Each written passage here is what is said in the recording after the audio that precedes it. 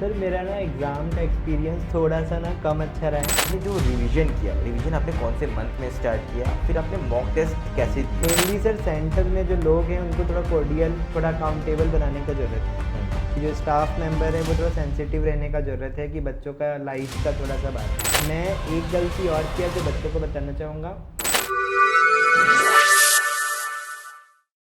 Hello everyone, welcome to mining Gyan. आप सभी का फिर से स्वागत है माइनिंग ज्ञान के इस नए वीडियो में। तो आज हमारे साथ हैं जगदीश, जिन्होंने गेट माइनिंग 2024 में AIR 72 हासिल किया है।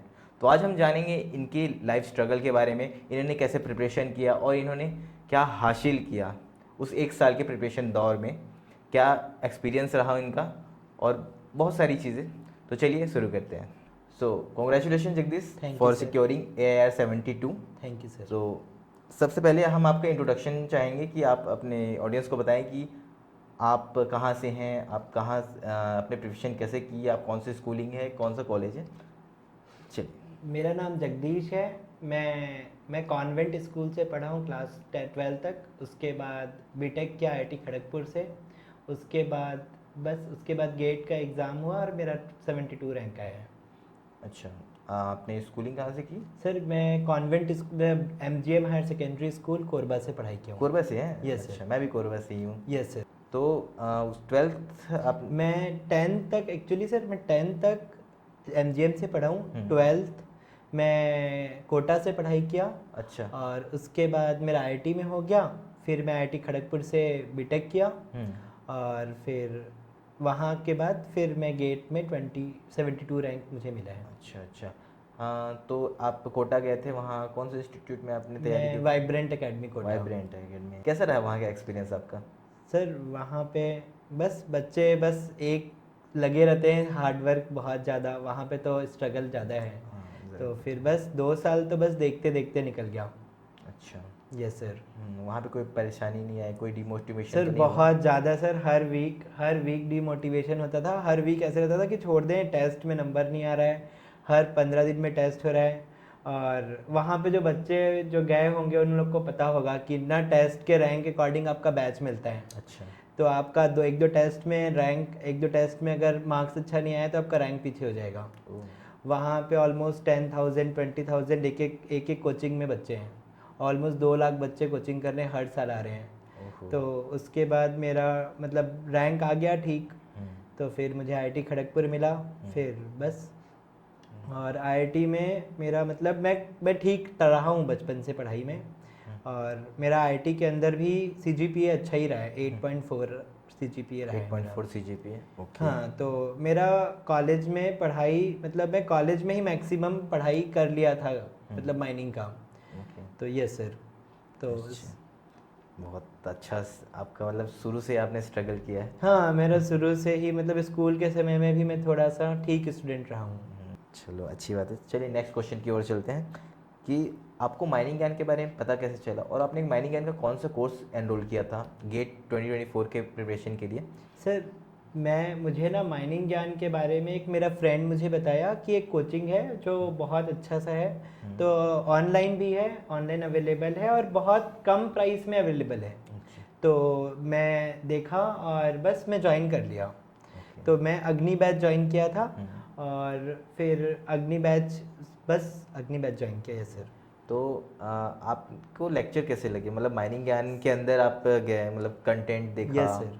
तो सर माइनिंग ज्ञान में सबसे अच्छा क्या है कि आप 2-3 साल का सारा कंटेंट ही दे देते हैं। हाँ। सारा कंटेंट, सारा टेस्ट, सारा वीकली टेस्ट, सारा topic wise test, hand written notes और PDF नोट्स और सब कुछ एक साथ ही अवेलेबल है। तो आपके पास एक चॉइस है कि कौन सा आपको ज़्यादा अच्छा लग रहा है, कौन सा कम अच्छा लग रहा है। मुझे ना, जैसे मैं आपको एक एग्जांपल दे करके बताता हूँ। माइन इकोनॉमिक्स मुझे हैंड रिटन नोट्स बहुत अच्छा लगा। माइनिंग मशीनरी के लिए मुझे हैंड रिटन नोट्स बहुत अच्छा लगा। माइन सर्वेइंग के लिए जो सर का जो लेटेस्ट वाला था वो सबसे अच्छा लगा मुझे। तो ऐसे करके ना मैं सारा कुछ देख पाया। और टेस्ट सारा अवेलेबल है, आप टेस्ट कभी भी दे सकते हैं। एक टेस्ट को 3 बार दे सकते हैं, ऐसा ऐसा फंक्शन ही है। अवेलेबल है। तो अगर आपका एक बार में कम नंबर आया है, आप रिवाइज कीजिए और उसको वापस से अटेम्प्ट करने का कोशिश कीजिए। उसके बाद उसमें रैंक भी बता देता है कि कितना रैंक है, कौन सा सब्जेक्ट वीक है, वो ऐसा कुछ। तो ये मुझे बहुत बेनिफिट हुआ। और सर मुझे एक और चीज़ बोलूँगा मैं, माइनिंग ज्ञान का जो बुक आया है, जो जिसमें ऑब्जेक्टिव बुक है, हाँ। वो मुझे बहुत हेल्प किया। इस साल भी हम लोग भेज रहे हैं, जो भी स्टूडेंट एनरोल हुए हैं माइनिंग ज्ञान के एक विक्रम बैच में, उनको हम 3 बुक्स भेज रहे हैं। एक माइनिंग इंजीनियरिंग बुक और एक PYQ टॉपिक वाइज और एक PYQ ईयर वाइज। ये 3 बुक का कॉम्बो जो कि वर्थ 1100 कुछ है, वो हम आपको एकदम फ्री दे रहे हैं। उनके साथ में माइनिंग ज्ञान का गिफ्ट हैम्पर भी आपको भेजा जा रहा है कुरियर के द्वारा। जो आपको चाहिए वो सब हम दे रहे हैं, बस आपको अब अपना रैंक लाना है और कुछ नहीं।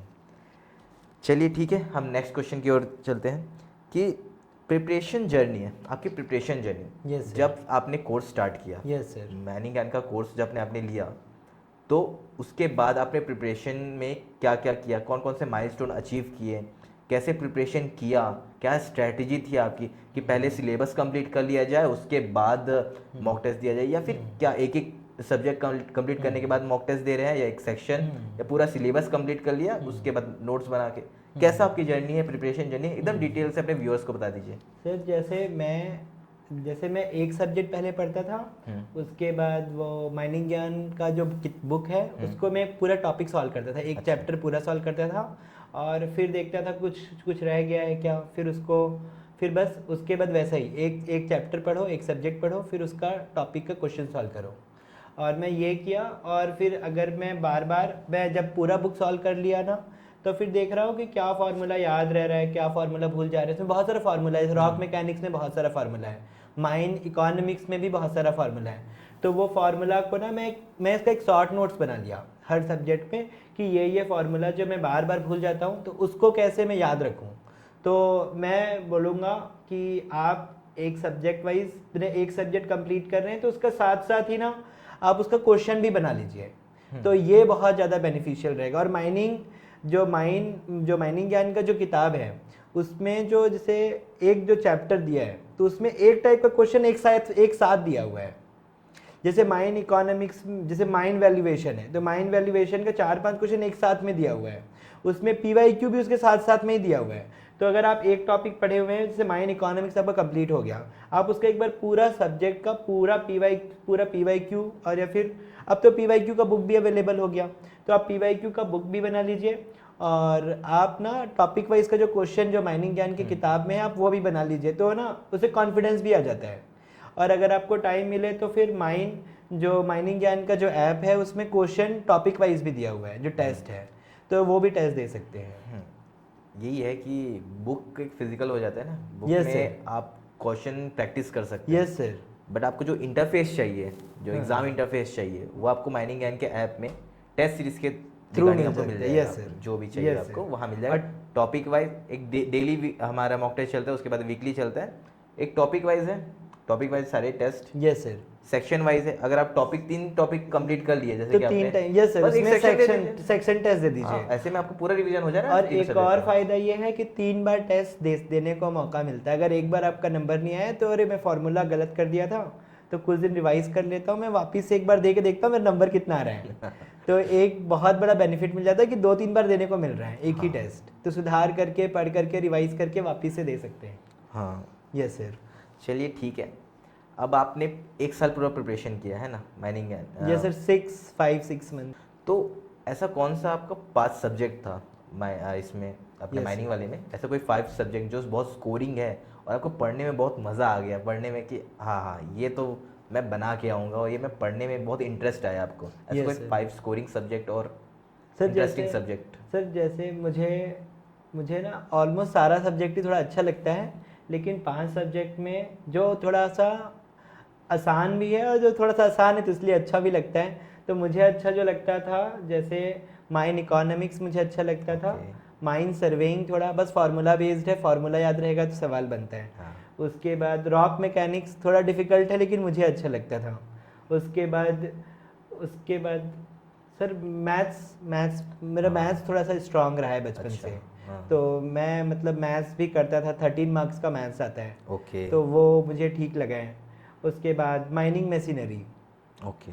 तो सर ये सब कैलकुलेशन फार्मूला बेस्ड है ना, तो मुझे थोड़ा सा जो अच्छा चीज़ लगता है। प्रैक्टिकल रहती है हाँ उनको अच्छी लगती है ना, हाँ, जिसमें जो कॉन्सेप्ट हाँ लगता है, जिसमें दिमाग लगता कॉन्सेप्ट, है। हाँ जिसमें कॉन्सेप्ट लगता है, तो वो मेरा फिजिक्स वाला जो पोर्शन है ना वो मेरा स्ट्रांग है। ओके, एग्ज़ाम प्रिपरेशन तो कर रहे हैं, आपने बताया कि आप नोट्स आपने खुद के बनाए हैं। Yes sir. हाँ, तो हमारे व्यूअर्स को थोड़ा बताइए कि नोट्स कैसे बनाएं, कि बस जो टीचर लेक्चर जो देख रहे हैं बस उसको लिखना नहीं है, नोट्स कैसे बनाना है, ये आप थोड़ा अपने व्यूअर्स को थोड़ा बता देंगे कि नोट्स कैसे बनाना है उनको। ना नोट्स सर जो लिखवा रहे हैं, एक बार समझने का सबसे ज़्यादा ज़रूरत है कि आप समझ पा रहे हैं कि नहीं। जो आप कॉपी में लिखे हैं वो आपको समझ में आ रहा है कि नहीं आ रहा है। अगर समझ में नहीं आ रहा है तो आप टीचर से पूछें कि कॉपी में जो लिखा है वो याद, वो समझ में आना चाहिए। ऐसा ना रहे कि कॉपी में लिखे और समझ में भी नहीं आए कि क्या लिखे हैं क्या है। तो मैं बोलूँगा कि कॉपी में जो लिखे हैं वो टीचर जो पढ़ाया है या जो भी बनाने को बोला है फार्मूला, और मेरे को लगता है कि अगर टॉपिक वाइज क्वेश्चन अगर बना रहे हैं, कुछ छूट भी गया है ना, तो क्वेश्चन को देखने के बाद समझ में आ जाएगा कि हाँ ये टॉपिक इसमें छूट गया है, कि ये फार्मूला इसमें छूट गया है। अच्छा, तो मैं, ये सर मैं ऐसा ही किया हूँ। मतलब और मैं तो क्या किया था कि 2-3 साल का नोट्स पहले से अवेलेबल था, तो मैं एक साल का देखा, अरे ये अच्छा लग रहा है मुझे, तो मैं इसको पढ़ करके खुद से बना लिया। अच्छा, तो यस सर, बाकी तो मैं कॉलेज में भी पढ़ा हूँ थोड़ा। कॉलेज में तो फिर वो उसका बेनिफिट मुझे मिल गया कि कॉलेज में मुझे सब आता था पहले से, थोड़ा सा कि कुछ कुछ पहले से आता है, मतलब कुछ नहीं, मतलब बहुत कुछ ही आता था। तो मैं नोट्स खोला और नोट्स से ही, मतलब मैं नोट्स देख देख करके जो मुझे लगा कि हाँ ये इंपॉर्टेंट है, ये फार्मूला जरूरी है, ये कॉन्सेप्ट ऐसे बना हुआ है, तो फिर मैं उसका नोट्स वैसे बना लिया। और मैं जब टॉपिक वाइज क्वेश्चन सॉल्व किया उसके बाद सबका मैं शॉर्ट नोट्स भी बना लिया कि एग्ज़ाम के पहले रिवाइज करने में हैंडी जाता है। वरना आप हर सब्जेक्ट का 100 पेज टू 100 पेज का नोट्स बन जाएगा, टोटल 1000 प्लस पेज का तो नोट्स ही बन जाता है सारा। तो अब मैं उसको फिर कन्वर्ट कर दिया 50 पेजेस में। ओके, तो 50 पेज पढ़ने में मुझे ऑलमोस्ट 1 घंटा ही लगता था, कि आखिरी समय में कि 1 से 2 घंटा में मैं पूरा माइनिंग रिवाइज कर लेता था। ओके, बहुत अच्छा है यार। जैसे कि आपने अभी बताया कि आपने कॉलेज में भी पढ़ाई की है, मतलब कई Yes, बच्चे sir. कॉलेज में हाँ। ज़्यादा ध्यान नहीं देते पढ़ाई में, Yes, सब्जेक्ट sir. में। और जैसे हमारे बहुत सारे रैंकर्स हैं, वो भी बोलते थे कि हमने 2-3 महीना पढ़ा और हमारा अच्छा रैंक आ गया। हाँ। बट सिर्फ 2-3 महीना आपने पढ़ा, वो सिर्फ गेट का था, बट गेट के पीछे पूरी माइनिंग बेस्ड है, ठीक है। Yes, वहाँ sir. पे आपका कॉन्सेप्ट जो है ना, आपने जो 4 साल कॉलेज में दिया है वो है मेन आपका बेस। Yes, अगर sir. वो नहीं पढ़ते तो बहुत मुश्किल जाएगा आपका हाँ। आपका गेट निकालना। यस सर, जैसे मैं इसमें सर एक अपना बात रखता हूँ कि मैं ना मैं स्कूल के समय अच्छा बच्चा था, मतलब ठीक बच्चा था। उसके बाद 11th-12th भी JEE के लिए पढ़ते समय तो मैथ्स फिज़िक्स अच्छा हो गया। उसके बाद IIT खड़गपुर में मैं वहाँ पे भी थोड़ा सा पढ़ता था, मतलब मेरा 8.4 CGPA है। तो मतलब इसलिए ना मैं बच्चों को ये बोलूँगा ना कि अगर कॉलेज में थोड़ा सा कम पढ़े हैं, या फिर ऐसे मतलब थोड़ा सा कम पढ़ के बस ग्रेजुएशन हो गया है, तो आप 1 साल कंप्लीट पढ़िए, क्योंकि रिस्क नहीं लेने का है। अगर आप चाहते हैं कि 3-4 महीना पढ़ के हो जाए तो शायद हो भी जाएगा, लेकिन थोड़ा सा रिस्क आ सकता है कि अगर आप चाहते हैं कि बस इस बार पढ़ करके बस मेरा अंडर 100 ऐसे कुछ आ जाए, तो फिर आपको कम से कम 1 ईयर या 9-10 मंथ तो पढ़ना ही चाहिए। क्योंकि आप देखिए माइनिंग में मैथमेटिक्स है, मैथमेटिक्स का सब्जेक्ट इतना बड़ा है कि आपको 2-3 महीना तो सिर्फ मैथ्स पढ़ने में लग जाएगा अगर आप ठीक से करेंगे तो। फिर माइनिंग में सब्जेक्ट ऑलमोस्ट 10 सब्जेक्ट तो हैं। 10 सब्जेक्ट पढ़ने में अगर आपको कुछ भी नहीं लगा तो 3-4 महीना तो लग ही जाएगा। शायद वीडियोस देख रहे हैं, सब कुछ देख रहे हैं, तो 5-6 महीना भी लग सकते हैं। तो अगर आप 3-4 महीना में भी कंप्लीट कर रहे हैं तो आपको कंप्लीट करने में ही 5-6 महीना तो पूरा सिलेबस कवर करने में लग जाएगा। फिर आपको 1-2 महीना तो आपको कंसोलिडेट करने में, रिवाइज करने में लगेगा। फिर आप चाहते हैं कि आप टेस्ट भी दें, क्योंकि बिना टेस्ट दिए तो एग्ज़ाम के हॉल में बैठना तो बहुत मुश्किल हो जाता है। तो आप कम से कम 20 टेस्ट तो दे करके एग्ज़ाम हॉल जाएं।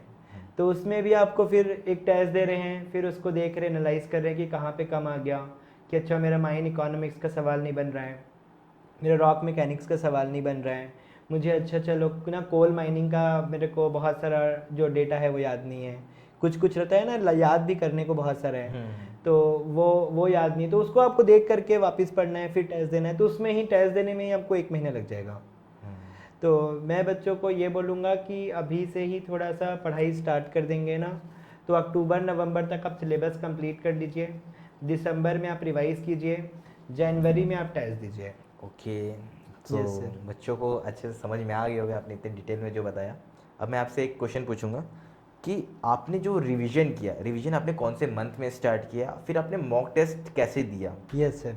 ये थोड़ा बताइए। यस सर मैं नवंबर तक कोर्स कंप्लीट कर लिया अच्छा, था। नवंबर में माइनिंग ने भी पूरा लेक्चर भी कंप्लीट करा दिया था, हाँ। सारे कोर्स कंप्लीट करा दिए थे yes syllabus. Sir, yes sir. तो आपने नवंबर में कोर्स कंप्लीट हो गया था।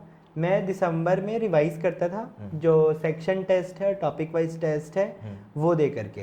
तो जैसे मान लीजिए मैं माइन सर्वेइंग पढ़ लिया, उसके बाद मैं उसका टेस्ट दे दिया।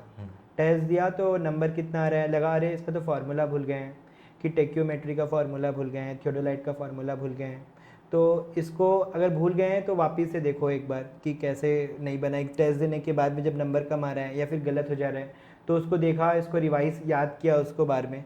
उसके बाद उसमें 2-3 टेस्ट हैं, तो दूसरा टेस्ट जो दूसरा ही टेस्ट है वो दे करके देखा कि मार्क्स बढ़ रहा है कि नहीं। तो इस तरीके से आप सेक्शन टेस्ट और टॉपिक वाइज टेस्ट से रिवाइज कर सकते हैं, जो कि मैं दिसंबर में किया। ओके, तो ये सर। और उसके बाद मैं जनवरी में क्या करता था, फुल लेंथ टेस्ट जो PYQ है, तो एक टेस्ट दिया मैं। और सर मैं साथ साथ ये भी कर रहा था ना कि उसका एक शॉर्ट नोट्स टाइप बना लिया। अच्छा, फार्मूला जैसे फार्मूला लिख करके। ओके। जैसे अब माइन सर्वेइंग है, वो तो मेरा 100+ पेज का तो सिर्फ एक सब्जेक्ट हो गया। अब उसको मैं कोशिश किया कि उसको 10 पेज में कैसे कन्वर्ट करूँ। ओके, 10 पेज में या 7-8 पेज में ही कन्वर्ट करने के लिए, तो उसका फार्मूला सारा कि कैसे लिखने का है, तो वो फार्मूला को लिखते गया और रिवाइज करते गया। फिर क्या हुआ कि जनवरी मंथ में ना मेरे पास मेरा नोट्स इतना छोटा हो गया कि मुझे रिवाइज करने में 1-2 दिन ही लगता था शुरू में, कि पूरा रिवाइज करने में। फिर टेस्ट दे दिया मैं एक टेस्ट, तो मैं जनवरी में ऑलमोस्ट 10 टेस्ट दिया हूँ। हर मतलब 2 दिन रिवाइज करने का, फिर 1 दिन टेस्ट देने का। अच्छा, और जिस दिन टेस्ट दिया था उस दिन टेस्ट दे करके उसको बस रिवाइज करता था, बस इतना ही करता था। Okay okay, yes sir. बहुत अच्छी बात है। चलिए, ये तो हो गया प्रिपरेशन की जर्नी। यस ठीक है, अब जो बच्चे एग्ज़ाम देने जा रहे हैं, हाँ। तो एग्ज़ाम सेंटर जा रहे हैं, ठीक है। हाँ। अब वहाँ का जो प्रेशर है, हाँ। तो वहाँ के एग्ज़ाम प्रेशर बहुत अलग रहता है। आप मॉक टेस्ट तो दे ही रहे हैं, Yes, मतलब sir. क्लास अपने जगह बैठ के, लाइब्रेरी में बैठ के या फिर घर में बैठ के जो मॉक टेस्ट दे रहे हैं, वो उसमें कोई प्रेशर है नहीं, वो उसमें इतना प्रेशर नहीं रहता। जो एग्ज़ाम में आपका प्रेशर रहता है वो एक्सट्रीम लेवल का रहता है। तो आपने वो एग्ज़ाम में प्रेशर हैंडल कैसे किया, वहाँ पे ओवरकम कैसे किया, और वो क्वेश्चन को कैसे आपने एनालाइज किया कि ये क्वेश्चन मैं पहले बनाऊंगा, इसको मैं लास्ट में बनाऊंगा, इसको एलिमिनेट करूंगा, ये मेरा ज़्यादा टाइम टेकिंग है। Yes, तो sir. वहाँ एग्ज़ाम का प्रेशर और वहाँ की स्ट्रेटेजी आप Yes, थोड़ा sir. हमारे व्यूअर्स को बताइए। सर मेरा ना एग्ज़ाम का एक्सपीरियंस थोड़ा सा ना कम अच्छा रहा है। कैसे? क्योंकि मेरा कंप्यूटर जो डेस्कटॉप था ना, अच्छा, उसमें माउस वर्क नहीं कर रहा था ठीक से। और मैं एक गलती और किया जो बच्चों को बताना चाहूँगा, कि मैं जो घर पर जो कैलकुलेशन करता था ना, तो केशियो 991FX जो केशियो का जो कैलकुलेटर होता है ना, मैं उससे करता था। क्यों? सर माइनिंग तो प्रोवाइड करता है आपको। अगर लैपटॉप में आप मॉक टेस्ट दे रहे हैं तो वहाँ पे आपको साइंटिफिक कैलकुलेटर, जो गेट का कैलकुलेटर आता है, वो आपको प्रोवाइड किया जाता है। हाँ सर, मैं अनअवेयर थे हाँ इसके मैं बारे में। अनअवेयर था, और मैं ओहो। टैबलेट में यूज़ करता था, तो टैबलेट में वो फंक्शन नहीं था। ओके और फिर मुझे पता भी नहीं था कि डेस्कटॉप में ये फंक्शन अवेलेबल है। ओके, तो फिर मैं केशियो से करता था।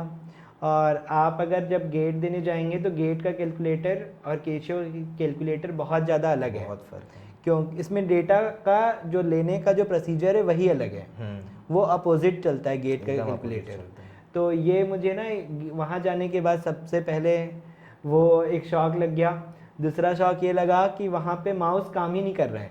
अच्छा, मतलब मैं एक बार क्लिक कर रहा हूँ तो वो हो नहीं रहा, दूसरा बार 1-2 बार जब बार क्लिक कर रहा हूँ तो डबल ट्रिपल क्लिक हो जा रहा है। अच्छा, तो फिर मैं उनको बोला कि सिस्टम ठीक करने के लिए, तो वो ठीक करने का कोशिश किए, 2 बार कोशिश किए, और प्रेशर तो बहुत ज़्यादा होता है कि टाइम ही निकले जा रहा है। तो जब ना सिस्टम 2-3 बार वर्क ना करे ना, तो दिमाग और भी ना थोड़ा सा दिमाग का स्टेट भी चेंज हो जाता है। हाँ, तो मेरा हाफ एन आवर तो यही सब में थोड़ा सा चला गया। फिर मैं ज़्यादातर कैलकुलेशन फिर पेन पेपर से ही करने लग गया। ओके, आपका मैथ स्ट्रांग है, आपने हाँ, बोल ही रहे कि हैं मैं तो। थोड़ा सा ठीक है। तो फिर लेकिन जो बड़ा लेंदी कैलकुलेशन है, लॉग के अंदर 10 की पावर K1/10 ऐसे कुछ चल रहा है, उसको कैलकुलेशन करने में फिर तो मुझे 10-10 5-5 मिनट लग जा रहा है, बस को वो डालने में ही ना 2-3 मिनट लग जा रहा है उसके अंदर। और केशियो में एक चीज़ का था कि एक बार में पूरा डेटा एक बार में ले लेता है, हाँ। कि आप कैलकुलेट करके सारा एक बार में ले आइए और एक बार में डायरेक्ट बस पुट कर दीजिए तो फिर आंसर आ जाता है। तो मैं बच्चों को एक चीज़ बोलूँगा कि गेट के कैलकुलेटर से ही कैलकुलेट करें घर पर, सारा टेस्ट गेट के कैलकुलेटर से दें। फ़ोन का कैलकुलेटर कभी इस्तेमाल ना करें, फ़ोन का कैलकुलेटर या फिर केशियो कभी इस्तेमाल ना करें। और मैं दूसरा एक चीज़ बोलूँगा कि एग्ज़ाम हॉल में थोड़ा प्रेशर ज़्यादा होता है। आप 2-3 एक सवाल में बहुत ज़्यादा समय लगा दिए, आप देखेंगे कि आपका आधा घंटा चला गया, आपका 3-4 सवाल ही बना हुआ है। तो ये सबसे बड़ा इशू होता है। मैं ऐसे क्वेश्चन पेपर बना रहा था और देखा आखिरी में कि 2 घंटा निकल गया। तो ये एक चीज़ है, मैं बच्चों को बोलूँगा, मतलब जो भी एस्पिरेंट्स हैं, कि आप ना टाइम को थोड़ा सा ध्यान में रख करके क्वेश्चन को बनाए। अगर जो हार्ड लग रहा है, जो लग रहा है कि बहुत ज़्यादा लेंदी है, उसको कुछ समय के लिए छोड़ दे तो ज़्यादा अच्छा है। कि एक क्वेश्चन में हम लोग ईगो में ले लेते हैं कि ये तो मैं पढ़ करके आया हूँ, ये तो बना ही दूंगा। कि माइंड इन्वायरमेंट का सवाल आ गया, अरे ये कैसे नहीं बनेगा, ये तो मुझे आता ही है। और पता चल रहा है कि कैलकुलेशन नहीं आ रहा है या फिर कुछ हो नहीं रहा है, तो उसको छोड़ दें और ईगो को साइड में रख करके नंबर लाने पर फोकस करें तो ही अच्छा है। हम लोग का मोटो तो गेट निकालने का है। हमको बस रैंक चाहिए, अंडर 100 हाँ। रैंक आ जाए, जॉब मिल जाए, हाँ बाकी अपन खुश हैं, हाँ, है ना? Yes sir. अच्छा, तो आपने जैसे बताया आपका एक्सपीरियंस खराब था। थोड़ा सा कम अच्छा था मेरा एक्सपीरियंस। ख़राब नहीं बोलूँगा, लेकिन थोड़ा कम अच्छा था कुछ, बस ये थोड़ा सा। Yes sir. चलिए, मेरे ख्याल से भी बहुत, आपको ही सिर्फ नहीं, बहुत सारे लोगों को ये दिक्कत आती है। तो मेरे नेक्स्ट क्वेश्चन यही है आपसे कि डिग्रेड होते जा रहा है, कहीं ना कहीं क्वालिटी डिग्रेड होते जा रहा है एग्ज़ाम कराने का, एग्ज़ाम कंडक्ट कराने का, जहाँ पे फैसिलिटी हमको देनी चाहिए, जहाँ पे बच्चा आए तो सिर्फ क्वेश्चन बनाने में कॉन्सेंट्रेट करे, उसको ये सब चीज़ नहीं देखना चाहिए कि माउस नहीं चल रही है, मॉनिटर ठीक से दिख नहीं रहा है, ये सारी दिक्कत ना आए। तो आपको क्या लगता है कि क्या क्या इम्प्रूवमेंट की जानी चाहिए गेट के एग्ज़ाम ऑर्गेनाइज कराने वालों को, ऑर्गेनाइजेशंस को? सर नहीं सर, ऑर्गेनाइजेशन जो आईआईटी करा रहे हैं ना, वो मुझे बहुत ज़्यादा अच्छा लग रहा था। बस वो जो स्टाफ जो थे ना एग्ज़ाम सेंटर में, वो थोड़े से कम कॉर्डियल थे वहाँ पे। मतलब मैं 2-3 बार उनको बुला रहा हूँ, कोई आ नहीं रहा है। अच्छा। तो फिर वो आ रहे हैं तो थोड़ा सा ज़्यादा सेंसिटिव तरीके से ना टॉपिक को समझ नहीं पा रहे हैं कि ये इशू कितना सेंसिटिव है, कि टाइम जा रहा है यहाँ पे 3-4 मिनट में। जैसे मैं आपको बताना चाहता हूँ कि अगर मेरा 1 मार्क्स ज़्यादा आता तो मेरा रैंक ना 55-58 ऐसा कुछ आता, और 3-4 मार्क्स ज़्यादा आता तो अंडर 20-30 आता। तो 30 रैंक के अंदर आ जाता बस 4 मार्क्स 2 क्वेश्चन बनाने से। तो ना वो थोड़ा सा बस वो स्टाफ का दिक्कत है मेनली सर। सेंटर में जो लोग हैं उनको थोड़ा कोर्डियल, थोड़ा अकाउंटेबल बनाने का ज़रूरत है। कि जो स्टाफ मेंबर है वो थोड़ा सेंसिटिव रहने का ज़रूरत है, कि बच्चों का लाइफ का थोड़ा सा बात है। अगर 4-5 नंबर में, आपको एक बात और बताना चाहता हूँ कि अगर 2 मार्क्स कम आता तो मेरा रैंक 100 के बाहर जाता। बच गए। हाँ बच गए बस। तो ये एक चीज़ है, सोचिए अगर वो स्टाफ थोड़ा से और रूट बोल देते हैं या 1-2 सवाल नहीं बन पाता स्ट्रेस में, तो 100 के बाहर, 200 के बाहर कितना चल जाए पता नहीं है। तो थोड़ा सा बच्चों को उस सेंसिटिव तरीके से ध्यान देने का ज़रूरत है कि बच्चों का 1 साल चला गया है, बस स्टाफ का ही दिक्कत है, बाकी कोई दिक्कत नहीं है सर। ओके। चलिए, एक और क्वेश्चन है मेरा कि यस सर। आपने एग्जाम में टाइम कैसे मैनेज किया, कैसे मैनेज करना चाहिए? Yes, आपका sir. तो एक्सपीरियंस थोड़ा खराब हो गया, Yes, sir. बट फिर भी उस क्रिटिकल टाइम में आपने कैसे टाइम मैनेज किया कि कैसे क्वेश्चन को मैं एनालाइज करूं? सर मेरा कैसा था कि जो एप्टीट्यूड का 15 मार्क्स का जो 10 क्वेश्चन आता है, तो मेरा ऐसा था कि उसको 20 मिनट में ऐसे बना लूँ। अच्छा। और जो मैथ्स का जो 13 मार्क्स का क्वेश्चन आता है, तो वो मैं सोचा था ये दोनों को, मतलब मैं 45 मिनट्स के अंदर अंदर दोनों को तो कवर कर ही लूँगा, मतलब पूरा। तो मैं मतलब बच्चों को ऐसे बोलूँगा कि आप पहले से टाइम सेट करके जाइए कि अगर आपका एप्टीट्यूड का सवाल 10 सवाल है तो मेरे को कितना समय देना है। अच्छा। और मैं बोलूँगा कि सेलेक्ट कर लीजिए क्वेश्चन को सबसे पहले कि कौन सा आसान सवाल है। अच्छा। आसान सवाल को पहले बनाइए और देख लीजिए कि उसके बाद आप हार्ड सवाल में जंप कीजिए। बहुत सारा जो क्वेश्चन है, जो लेंदी क्वेश्चन रहता है, रॉक मैकेनिक्स में बहुत सारा सवाल जो लेंदी है, उसके बाद माइन मशीनरी में सवाल लेंदी आता है जो, तो मैं बोलूँगा उसको थोड़ा सा देख लीजिए कि अगर आपको सब बन रहा है तो ठीक है, नहीं बन रहा है तो उसको थोड़ा सा टाइम के बाद छोड़ देता हूँ, पहले आसान सवाल बना लेता हूँ। और आप बस इस तरीके से कि आप एप्टीट्यूड के लिए और मैथ्स के लिए टाइमिंग थोड़ा सा निकाल लें तो थोड़ा सा अच्छा रहेगा। ये सर, ये तो प्रिपरेशन की बात होगी। आपके फैमिली हो गए, इन लोग को जो पता चला कि आपने गेट का रैंक अच्छा आया, ऐसा है, तो उनका रिएक्शन कैसा था? Family, friends? हाँ सर, सबका रिएक्शन अच्छा ही था। सब लोग बहुत खुश तो थे ही सर कि ये आ गया। और मेरा एग्ज़ाम थोड़ा सा अच्छा नहीं किया था, मैं आपको बताया था थोड़ा सा। तो मैं तो घर से निकलते ही बोल दिया था कि मेरा अच्छा नहीं आ रहा है इस बार, ख़राब हो गया पेपर। ओके। तो उसके बाद जब रैंक आया 72, तो सब लोग बोले कि चलो अच्छा आ गया, बहुत ज़्यादा, इतना ज़्यादा मतलब हाँ, थोड़ा सा ख़राब होने के बाद तो 72 ठीक लगता है। तो फिर सर बहुत खुश हुए मेरे घर वाले कि चलो अच्छा आ गया। Okay. Yes sir. So next आपसे ये पूछना चाहूँगा कि आपको अगर फ्री टाइम मिलता था तो आपकी हॉबीज़ क्या थी, एक्टिविटीज़ आप कुछ करते थे, या फिर यस सर, दिन भर यस सर। आप पढ़ाई पढ़ाई नहीं पढ़ाई सर, करते थे? मेरा फ्रेंड सर्कल बहुत ज़्यादा, मतलब मैं घर पर रह करके ही पढ़ाई किया हूँ। अच्छा। तो मेरा फ्रेंड सर्कल है, तो मैं बास्केटबॉल खेलने जाता था। हाँ। और रात में बाइक से घूमना, आउटिंग। मतलब आउटिंग थोड़ा सा, तो ये थोड़ा दोस्तों के साथ करता था। हम्म। और फिर बस थोड़ा बहुत मूवी, वेब सीरीज़। अच्छा। सर सब कुछ करते हुए अगर मैं बोलूँगा कि रोज़ अगर 5-6 घंटा डेडिकेशन से पढ़ रहे हैं ना, तो फिर ये एग्ज़ाम ठीक है, मतलब हो इनफ जाएगा। है। हाँ, इनफ है। लेकिन आपको खुद को चीट नहीं करना चाहिए हाँ। कि अगर आप पढ़ने बैठे हैं तो आप, फिर मैं फ़ोन यूज़ नहीं करता था पढ़ते समय। अच्छा। कि वैसे तो मुझे ज़्यादा कॉल नहीं आता, लेकिन जब भी थोड़ा सा भी मैं ज़्यादा यूज़ नहीं करता था। Okay okay. Yes sir. अच्छी बात है, मतलब हर जगह पे डेडिकेशन होनी चाहिए, हाँ, कि आप डिसिप्लिन जब होनी पढ़ चाहिए। रहे हैं तब आप ज़्यादा बार बार दिमाग को कहीं और शिफ्ट ना करें। हम्म। पढ़ाई में सिर्फ पढ़ाई पर शिफ्ट करें, बाकी कहीं शिफ्ट करना है तो पढ़ाई के बाद शिफ्ट करें। तो एक टाइम फिक्स कर लिया हाँ, कि मुझे टाइम फिक्स कर इतने लिया। घंटा और इतने कॉन्सेप्ट पर मुझे हाँ टॉपिक कंप्लीट करना है, हाँ, उसके बाद मेरे को जो उसके करना है बाद करना ही है। कुछ करना है। Yes sir. ओके, बहुत सही। तो इस प्रिपरेशन जर्नी में कहीं ना कहीं तो आप ब्रेक डाउन हुए होगे यार, मोटिवेशन नहीं आ रहा है। यस सर, बहुत बार ही ना लग रहा था कि होगा कि नहीं होगा। और मैं थोड़ा सा लेट से पढ़ाई स्टार्ट किया अच्छा, था। कब? मैं अक्टूबर मिड से स्टार्ट किया था, और मैं वीडियोस थोड़ा सा देखा नहीं हूँ। अच्छा। मैं आपको बताया ना कि मैं नोट से ही पढ़ रहा था बार अच्छा, बार। ज़्यादातर नोट से पढ़े हैं। हाँ, मैं नोट से ही पढ़ाई किया था। और तो अक्टूबर अक्टूबर से स्टार्ट किया था मैं, नवंबर अक्टूबर। में कंप्लीट? और नवंबर में कंप्लीट हो गया। अच्छा, 2 मंथ सर में वो अपने कैसा है, नोट्स। हाँ मतलब सर नोट्स, क्योंकि सर मैं कॉलेज में, मैं आपको बताया था कॉलेज में मैं थोड़ा सा ठीक स्टूडेंट रहा हूँ। तो मतलब मुझे सारा सब्जेक्ट आता ही था, मतलब पहले से थोड़ा सा। ओके तो मैं ओके। नोट्स का, लेकिन ये है कि मैं नोट्स का इस्तेमाल करके अक्टूबर से पढ़ाई करना स्टार्ट किया। अच्छा, तो ये आपने जब टेस्ट सीरीज देना स्टार्ट किया यस तो सर। वहाँ पे आप डिमोटिवेट नहीं हुए? सर वही सर कि मेरा बार बार देख रहा था कि नंबर आ रहा है, कि नंबर तो मेरा नंबर 45-50 के आसपास आ ही जाता था मेरा अच्छा। मार्क्स। लेकिन ना लगता था कि अरे ये तो बन सकता था, ये क्यों नहीं बन रहा है। तो ऐसे तो थोड़ा सा लगता था मुझे भी। अच्छा, मतलब वहाँ पे आप ये सर डीमोटिवेशन सर मुझे नहीं हुए? उतना ना आया नहीं। अच्छा, डिमोटिवेट नहीं हुए ना? मैं डीमोटिवेट कभी हुआ नहीं। मुझे ना ये एग्ज़ाम थोड़ा सा ठीक लगता था, मतलब ज़्यादा मुश्किल नहीं लगा। डिसिप्लिन जरूरी है। अच्छा। मोटिवेशन आज रहेगा, कल नहीं रहेगा। आज कुछ कोई दोस्त बोल दिया, कोई परिवार में कुछ हो गया, लेकिन ये सबसे डिमोटिवेशन आता है। लेकिन आप अपना पढ़ाई को कंटिन्यू रखें।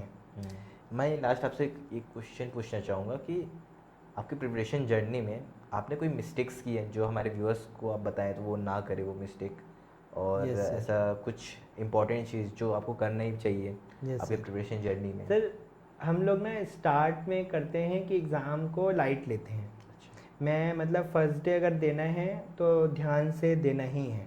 तो ऐसा रहता है कि हम लोग 2-3 महीना उसको टाइम पास कर दिए। अब एग्ज़ाम पास आ गया, अब लग रहा है कैसे करूँ, बहुत सारा हो गया है। तो उसको पहले टाइम में सीरियस ले लें कि बाद में थोड़ा फ्री रह करके रिवाइज़ कर पाएँ। और मैं एक चीज़ बोलूँगा कि आप पहले से कोर्स कंप्लीट कर लेंगे तो बाद में रिवाइज़ करने का, रिवाइज़ करने का और टेस्ट देने का अगर आपको टाइम मिलेगा। अगर आप शुरू में कंप्लीट नहीं किए हैं तो आप आखिरी तक तो कोर्स कंप्लीट करने में ही आपका समय निकल जाएगा। आप रिवाइज़ नहीं कर पाएंगे, टेस्ट नहीं दे पाएंगे। और फाइनली तो बस नोट्स पढ़ने से तो एग्ज़ाम नहीं निकलेगा, आपको टेस्ट का प्रैक्टिस करके जाना पड़ेगा। तो मैं आपसे एक और क्वेश्चन पूछना चाहूँगा कि आपकी इस प्रिपरेशन जर्नी में आपने घर में रह के पढ़ाई की है, तो फैमिली का सपोर्ट और मतलब इस प्रिपरेशन में यस आपको सर। बहुत हेल्पफुल रहा यस होगा, तो सर, उनको थैंक्स बोलना चाहेंगे या फिर? यस सर, मेरी मम्मी, मेरे पापा, मेरा भाई, मेरे दोस्त लोग, तो इन लोग तो हमेशा से मेरे साथ रहे हैं। तो बस कोई भी काम, मैं घर का कोई काम नहीं किया हूँ, सारा काम मम्मी कर देती थी, भाई कर देता था। तो मम्मी पापा लोग का तो बहुत ज़्यादा सपोर्ट रहा है, मेरे फ्रेंड्स लोग का बहुत सपोर्ट रहा है कि मैं थक गया हूँ पढ़ करके, तो कहीं घूमने जाना है तो मैं दोस्त को कॉल किया, भाई लेने आ जा। ओके। तो इन लोग मेरे को बहुत सपोर्ट किए हैं कि कभी भी कोई भी प्रॉब्लम आया है तो मेरे फ्रेंड लोग हमेशा मेरे साथ खड़े रहे हैं। अच्छा। Yes sir. बहुत सही है। तो उन लोग का तो जो कंट्रीब्यूशन है उसको तो थैंक यू बोल करके भी काम नहीं हो सकते हैं। अब लास्ट हम फाइनल स्टेज पे आ गए हैं अपने पॉडकास्ट का जो भी इंटरव्यू है, तो फाइनल टिप्स जो आपको स्टूडेंट को देना चाहेंगे मोटिवेट करने के लिए या फिर कुछ भी सर एस्पिरेंट्स को। बस ये सोच लो कि 6 महीना साल भर पढ़ाई करके बस एक ठीक अच्छा जॉब लगने वाला है, तो फिर बस लग जाओ चुपचाप। ज़्यादा सोचो मत, 1 साल में बहुत ज़्यादा कुछ चेंज नहीं होने वाला है। आप 1 साल थोड़ा सा डेडिकेशन के साथ पढ़ाई कीजिए और सब बहुत अच्छा होगा। Yes sir. चलिए जगदीश, आपसे बात करके बहुत अच्छा लगा। Congratulations, Yes, sir. आपकी CIL की एक सीट तो पक्की है ही। देखते हैं सर, पता नहीं। अरे